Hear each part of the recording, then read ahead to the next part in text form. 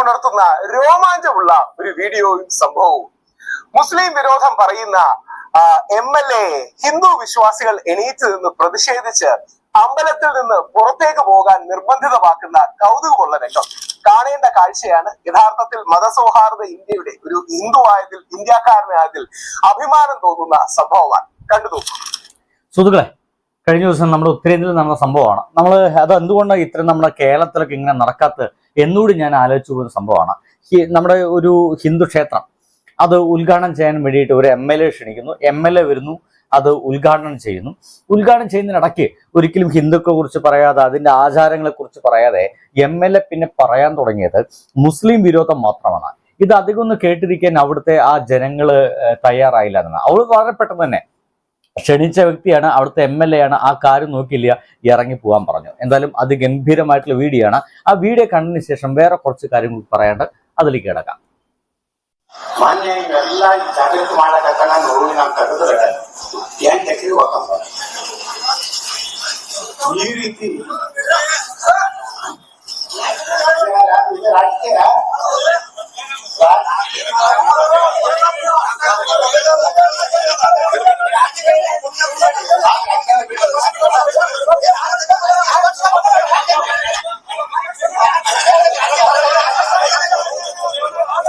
അടിപൊളി.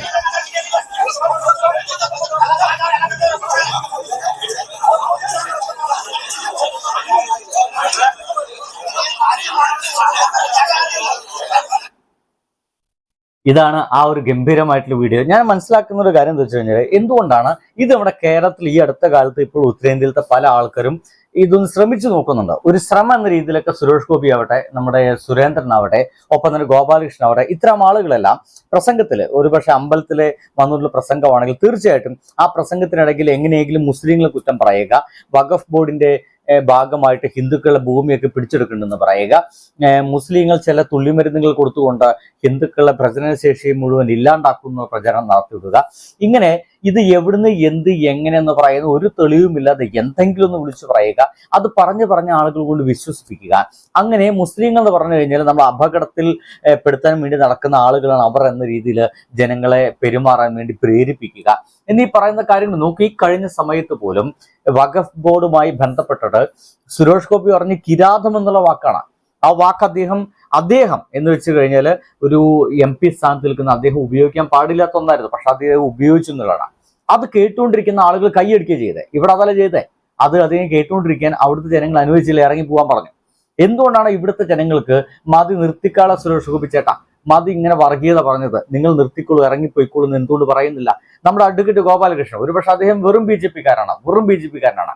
അദ്ദേഹത്തിന്റെ വായിൽ നിന്ന് വർഗീയതല്ലാതെ വേറെ എന്തെങ്കിലും വരുന്നത് നമ്മൾ ആരും സങ്കല്പിക്കേണ്ട ഒരു ആവശ്യമില്ല. അങ്ങനെ സങ്കല്പിക്കുന്നതിനെ വലിയ തെറ്റാന്ന് പറയേണ്ടി വരും. എന്തായാലും അദ്ദേഹം പോലും ഇത്തരത്തിലുള്ള വളരെ വർഗീയ വർത്തമാനങ്ങൾ പറഞ്ഞിരുന്നു. വാവൂര് സ്വാമി, അതായത് അയ്യപ്പന്റെ സുഹൃത്തായിട്ടുള്ള വാവൂര് മുസ്ലിമാണ്, ചെങ്ങായിയാണ്.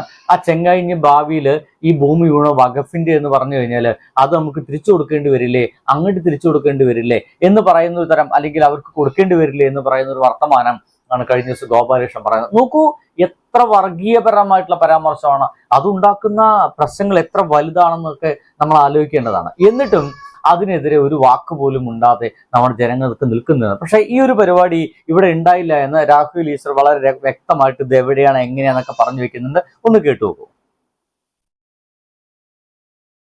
നമസ്കാരം.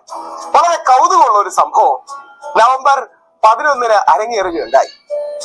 കർണാടകത്തിലെ MLA ആയ BP യത്നൻ, അദ്ദേഹം ഒരു അമ്പലത്തിൽ വന്ന് മുസ്ലിം വിരോധം പ്രസംഗിച്ചതിന് അമ്പലത്തിലെ ഹിന്ദു ജനങ്ങൾ എണീച്ചു നിന്ന് അദ്ദേഹത്തിനെ കൂവുകയും പ്രതിഷേധിക്കുകയും അദ്ദേഹത്തിന് പ്രസംഗം പകുതി വഴി നിർത്തി വെളിയിൽ പോകേണ്ടി വന്നു.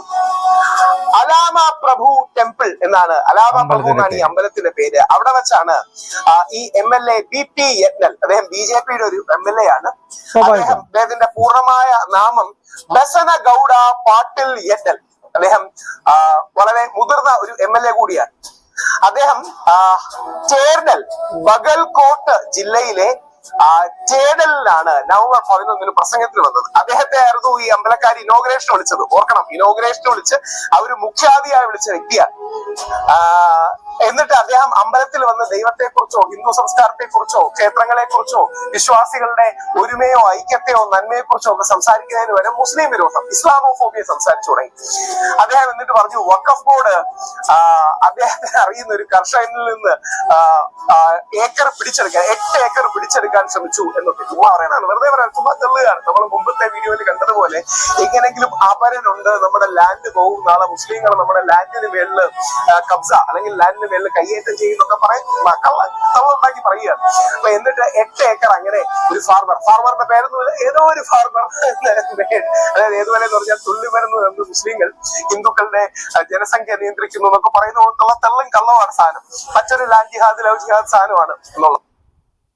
എന്തായാലും ഇത്തരം തള്ളുകൾ പറയാൻ അവർക്കൊരു മടിയില്ല നമുക്കറിയാം. ഇങ്ങനെ പച്ച നുണ പറഞ്ഞുകൊണ്ട് എങ്ങനെയെങ്കിലും മുസ്ലിങ്ങളെ മുഴുവൻ ഹിന്ദുക്കളിൽ നിന്ന് അകറ്റി നിർത്തണം, രണ്ടുപേരും എപ്പോഴും ഒരു വലിയ പ്രശ്നത്തിൽ നിൽക്കുക, അങ്ങനെ ഉണ്ടെങ്കിൽ മാത്രമാണ് ഈ BJPക്കൊക്കെ നമ്മുടെ നാട്ടിൽ നിലനിൽപ്പുണ്ടാവുള്ളൂ, RSSനൊക്കെ നിലനിൽപ്പുണ്ടാവുള്ളൂ. ഇവരൊക്കെ വളർത്തിക്കൊണ്ടുവരുന്നത് അങ്ങനെയാണ്. മുസ്ലിങ്ങൾ എല്ലായ്പ്പോഴും പ്രശ്നക്കാരാണ്, അവരെ നമുക്ക് തരം കിട്ടുമ്പോഴൊക്കെ നമ്മൾ അവരെ പറ്റിക്കണം, എന്നിട്ട് എത്ര പേരെ പറ്റിച്ചു എന്ന ചർച്ച ചിലപ്പോൾ നടക്കുന്നുണ്ടായിരിക്കും. ഇത്തരത്തിലുള്ള രീതികളാണ് ഈ RSSും BJPക്കും മുന്നോട്ട് പോയിക്കൊണ്ടിരിക്കുന്നത്. നോക്കൂ, ഇവരുടെ ഏത് തരത്തിലുള്ള ഒരു രാഷ്ട്രീയ പ്രസംഗമായിക്കോട്ടെ, അതിൽ മുസ്ലിങ്ങളെ കുറ്റം പറയാതെ ഇവർ അവസാനിപ്പിക്കില്ല.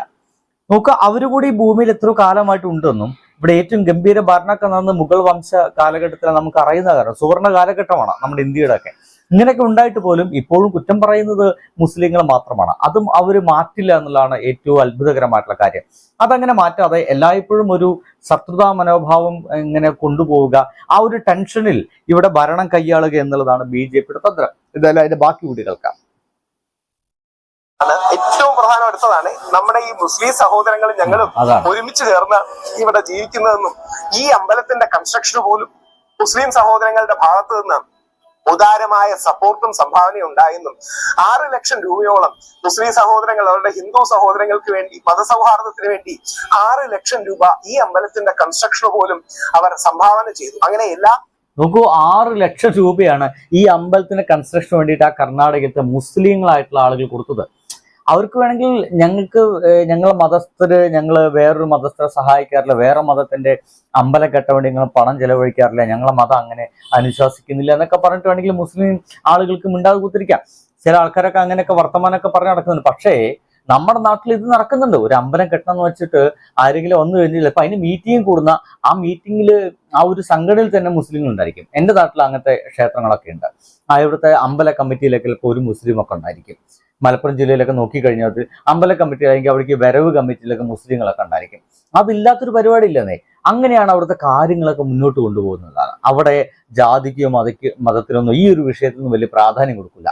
ഈവൻ അമ്പലം പുതുക്കി പണിയണമെങ്കിൽ അതിന് ആദ്യമായിട്ട് സംഭാവന ചെയ്യുക ഒരു പക്ഷേ നമ്മുടെ മുസ്ലിങ്ങൾ തന്നെ ആയിരിക്കും. നമ്മുടെ മലപ്പുറത്ത് അങ്ങനത്തെ ഒരു വലിയ ഗംഭീര ഉദാഹരണമുണ്ട്. മലപ്പുറത്ത് അമ്പലത്തിലെ ക്ഷേത്രത്തിന്റെ പേര് മറന്നു പോകുന്നു, ഒരു പക്ഷേ ആർക്കെങ്കിലും ഓർമ്മയുണ്ടൊക്കെ പറയുക. അതിൻ്റെ ഒരു വലിയ വാതിൽ കത്തിപ്പോയ സമയത്ത് ആദ്യമായിട്ട് ആ വാതില് പുതുക്കി പണിയാൻ വേണ്ടിയിട്ട് പണം ഓഫർ ചെയ്ത മനുഷ്യൻ പാണക്കാട് ശിഹാബ് തങ്ങളായിരുന്നു. അദ്ദേഹമാണ് ആദ്യമായിട്ട് പണം ഓഫർ ചെയ്യുന്നത്. അദ്ദേഹത്തിന് വേണമെങ്കിൽ എൻ്റെ മതം അനുശ്വാസിക്കുന്നില്ല, വേറൊരു മതത്തിന്റെ അമ്പലത്തിന്റെ പുതുക്കി പണി എൻ്റെ മതം അനുശ്വാസിക്കുന്നില്ല എന്നൊക്കെ പറഞ്ഞിട്ട് അവൻ്റെ മാറി നിൽക്കും. പക്ഷേ അദ്ദേഹം പറഞ്ഞത് ഈ വാതിൽ പുതുക്കി പണിയണം, അതിലത്തെ ഒരു വാതിലൊക്കെ പണിയുള്ള തുക ഞാൻ തരാം എന്ന് പറഞ്ഞിട്ട് അത് ഓഫർ ചെയ്യുകയാണ്. അതാണ് നമ്മുടെ ഒരു മഹത്തായ ജീവിത രീതി എന്നതാണ്. അതിൽ നമ്മൾ അഭിമാനിക്കേണ്ട കാര്യമാണ്. പക്ഷേ ആ ഒരു രീതിയെ, ആ ഒരു സൗഹൃദത്തെ എങ്ങനെയെങ്കിലും തകർക്കുക എന്നത് മാത്രമാണ് ലക്ഷ്യം. അതിന്റെ ഭാഗമായിട്ട് വിവരമുണ്ട്, വളരെയധികം മഹാമനസ്കനാണ് എന്നൊക്കെ നമ്മൾ വിചാരിച്ചു പോകുന്നുണ്ട്. സുരേഷ് ഗോപി ചേട്ടൻ പോലും വർഗീയ വർത്തമാനം പറയുന്നു. അദ്ദേഹത്തിന് പറയാനുള്ള ഒരു അധികാരം ഒട്ടുമില്ല. കാരണം അദ്ദേഹം ഒരു വെറും BJPക്കാരനല്ല, അദ്ദേഹം ഒരു MP ആണ്. ഹിന്ദുക്കളെ മാത്രം വോട്ട് വാങ്ങിച്ചിട്ട് മുന്നോട്ട് പോയാലുള്ള എല്ലാ ആൾക്കാരും വോട്ട് വാങ്ങിച്ച് മുന്നോട്ട് പോയ MP ആയ ഒരാളാണ്. അദ്ദേഹത്തിന്റെ വായിൽ നിന്ന് അത്തരത്തിലുള്ള വർത്തമാനങ്ങൾ വരാൻ പാടില്ല എന്നാണ്. പക്ഷേ നിർഭാഗ്യവശാൽ അതൊക്കെ നടക്കുന്നു. നമ്മുടെ കേരളത്തിലും ഇതേപോലെ എന്നാണോ ഇനി MLA-മാർ MP-മാരൊക്കെ ഇങ്ങനെ വർഗീയ വർത്തമാനം, രാഷ്ട്രീയം പറയുന്നതിൽ കുഴപ്പമില്ല, രാഷ്ട്രീയ വർത്തമാനം അല്ലാതെ ആരാണോ വർഗീയ വർത്തമാനം പറയുന്നത് അത്തരം ആളുകളെ കൂട്ടിത്തോൽപ്പിച്ച് ഇറക്കി വിടാൻ, ആ പ്രസംഗം കേൾക്കാൻ വേണ്ടി പോകുന്ന ആളുകൾ കൂടി തയ്യാറാവുന്ന ഒരു ദിവസം വരികയാണെങ്കിൽ അതായിരിക്കും അതിഗംഭീരമായിട്ടുള്ള രാഷ്ട്രീയ മാറ്റങ്ങൾ നടക്കുന്ന ഒരു നിമിഷമെന്ന് ഞാൻ വിചാരിച്ചു പോകുന്നു. നിങ്ങളുടെ അഭിപ്രായങ്ങൾ കൂടി എന്തെന്ന് ഇതിന് താഴെ ഒന്ന് എഴുതാൻ ശ്രമിക്കുക. ബൈ.